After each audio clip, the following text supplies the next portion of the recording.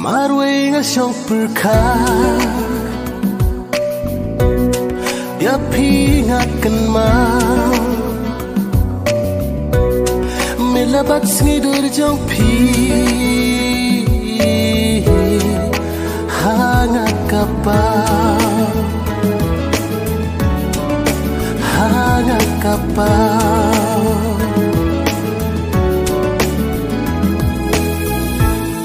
ngamla ban mudur kuno karaya pikadan namar ngaya pi laslen nga ipat ngaman nga ipat ngaman